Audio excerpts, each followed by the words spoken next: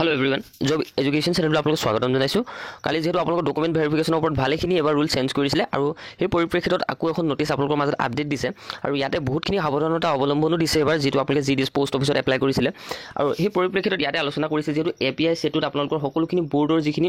qualification হয় অৰ্থাৎ আপোনালোকৰ মেট্ৰিক পাছৰ যিখন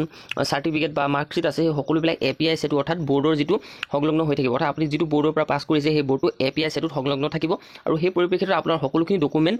চেক কৰিব আৰু ইয়াতে যেটো সাৰ্কুল আপোনালোকৰ নোডেল অফিচাৰে এবাৰ চেক কৰিব আৰু ডিজিলকাৰ মাধ্যমত এবাৰ কিন্তু আপোনালোকৰ কোনো ধৰণৰ মাৰ্কশিট বিলাক ভেৰিফাইড নহব কাৰণ ইয়াতে আপোনালোকে পাৰ্সোনাল কে অৰ্থাৎ নিজে ফিজিক্যাল হৈ পিনে এটেন্ড কৰিব লাগিব অৰ্থাৎ আপোনালোকৰ ডকুমেন্ট ভেৰিফিকেশন আৰু যদি কিছুমানে ভুলটো কিছুমান মাৰ্কশিটত বা জানি শুনিও যদি কিছুমানে ভুল কৰিছে বা নজনাকৈ যদি ভুল হৈছে তেনে ক্ষেত্ৰত কিন্তু অসুবিধা হ'ব ধৰি লওক আপুনি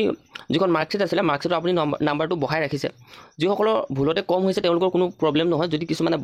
বহাই পিনে যদি আপোনাৰ ৰিজাল্টৰ নাম আহিছে দ্যাট মিন্স আপোনালোকৰ কাৰণে এটা বহুত বেয়া খবৰ হ'ব কাৰণ এটো একচন ল'ব আৰু ইয়াতে এবাৰ কিন্তু আপোনালোকৰ যিটো ডকুমেন্ট ভেৰিফিকেশন হয় এই বিষয়লৈ কিন্তু ভালেখিনি ৰুল চেঞ্জ কৰিছে আপোনালোকে জানে আৰু ইয়াৰ বাবে আপোনালোকৰ এনএক্সাৰ 1 এনএক্সাৰ 2 এইখন কি কৰিব লাগিব কেনেকৈ ডাউনলোড কৰিব লাগিব আমাৰ চেনেলটোতে আপোনালোকে সকলোখিনি খবৰ পাব আৰু এতিয়া প্ৰথম চেঞ্জেছ আহিছিলে ইয়াতে যদি চাই এসঅপি টো আপোনালোকৰ date nodal officer circle nodal অফিচাৰে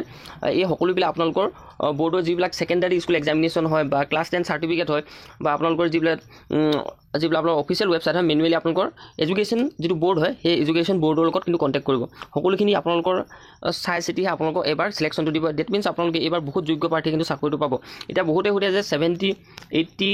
90 আৰু 60 এনেকুৱা ধৰণৰ পাৰ্সেন্টেজ লোৱা চলি সকলো হুদে যে ইমানটো পাৰ্সেন্টেজ পোৱা হ'ব নহয় এতিয়া আগতে বহুতখিনি অলপ হলো কিছুমান নিজৰ ইচ্ছাৰ মতে কিছুমানে কিন্তু পাৰ্সেন্টেজ বিলাক বঢ়াই দিছিলে আৰু তেনে ক্ষেত্ৰত যেটো আপুনি এপ্লাই কৰা হয় এপ্লাই কৰাৰ যেটো কাট অফ হয় কাট অফটো কিন্তু বহুত বেছি যাবলৈ ধৰিছিল সেই ক্ষেত্ৰত কিন্তু ডকুমেন্ট ভেৰিফিকেশন কৰিবলৈ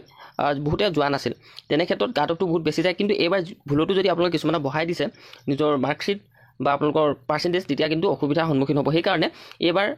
ইয়াতে ৰেস্ট্ৰিক্ট কৰিছে যে যিবিলাক আপোনাৰ ডকুমেন্ট ভেৰিফিকেশন হয় এই ভেৰিফিকেশন বিলাক আপোনালোকৰ স্টেজ 1 স্টেজ 2 দুইটা মাধ্যমতে হ'ব আৰু ইয়াতে যোনটো আপোনালোকৰ সাৰ্কুলত আপোনালোকে পাস কৰে সেই হেড সাৰ্কুলে আপোনালোকক সকলোখিনি নটিফাই কৰিব আৰু লগতে যেটো সাৰ্কুল নোডেল অফিচাৰ এইখিনি চেক কৰাৰ পাছত এপিআই সেটুৰ লগত সংলগ্ন হ'ব আৰু আগতে ডিজিলকাৰ মাধ্যমত হৈছিলে আপোনালোকৰ কিন্তু এবাৰ ডিজিলকাৰ মাধ্যমত নহয় ডাইৰেক্ট আপোনালোকৰ for SSE certificate verification with respective board in circle officer and process for uploading the verification report on the portal Annexure 1 the list of education board available on API setu portal আৰু লগতে API setu portal আমাৰ সেৱাও থাকিব ঠিক তেনেকৈ আৰু ইয়াতে along with different mandatory parameters for verification name of candidate year of passing roll number date of birth Annexure 2 কি থাকিব বুলি কৈছে ইয়াতে name candidateৰ নাম থাকিব পাসিং ইয়াৰটো থাকিব মেট্ৰিক পাছৰ আৰু ডেট অফ বাৰ্থৰ বিষয়লৈ এখিনি ডেট অফ বাৰ্থ এইবিলাক সকলোখিনি থাকিব আৰু ইয়াতে status candidate pending for verification in circle login অৰ্থাৎ যদি আপোনালোকৰ কিবা ভেৰিফিকেশন পেন্ডিং হৈ থাকে তেতিয়া এনএক্সাৰ 2 দ্বাৰা ইয়াতে সাৰ্কুলে লগইন কৰিব সকলোখিনি আৰু এইবিলাকে আছিল সকলোখিনি আপডেট আৰু লগতে এসঅপি টো যেটো শেডিউল 1 শেডিউল 2 এনে ধৰণে প্ৰকাশ কৰি দিছে এনএক্সাৰ 1 এনএক্সাৰ 2 আৰু ইয়াতে কিন্তু আগৰ যি সকলে পাইছিল আগৰ বছৰত কিছুমানে যদি কিবা খেলিমেলি কৰি যদি লৈছিল চাকৰিটো তেওঁলোকৰ কিন্তু আকৌ ভেৰিফিকেশন হ'ব বুলি কৈছে ইয়াতে কিন্তু সম্পূৰ্ণকৈ উল্লেখ কৰি দিছে 2023 ত পোৱা 2024 2022 ত পোৱা সকলো কিন্তু ভেৰিফিকেশন এবাৰ হ'ব বুলি কৈছে আকৌ পুনৰ এবাৰ গতিকে ইমানখিনি আছিল আপডেট বহুতখিনি ভাল খবৰ আহিছে গতিকে এবাৰ আপোনালোকে আৰু পোষ্ট ওলাব আৰু ৰিজাল্টৰ কথাটো মই কৈ দিছো 23 তাৰিখে কিন্তু দিয়া সম্ভাৱনা আছে ৰিজাল্টটো আপোনালোকে চেনেলটো সাবস্ক্ৰাইব কৰি ৰাখক 23 তাৰিখে যদি ৰিজাল্ট আহে আপোনালোকক সকলোখিনি আপডেট দি দিয়া হ'ব আমাৰ চেনেলটোৰ লগত জড়িত হৈ থাকক যাতে বহুত ক্যান্ডিডেট এপ্লাই কৰিছে যাতে সকলোৱে লাভ কৰিব পাৰে ভালকৈ আৰু এনেকুৱা ধৰণৰ যদি এলিজিবিলিটি আনে বা এনেকুৱা ধৰণৰ ক্ৰাইটেৰিয়া বিলাক সঠিক হয় তেতিয়া পোৱাটো কিন্তু বহুত যোগ্য প্ৰাৰ্থীয়ে পাব পাৰে চাকৰিটো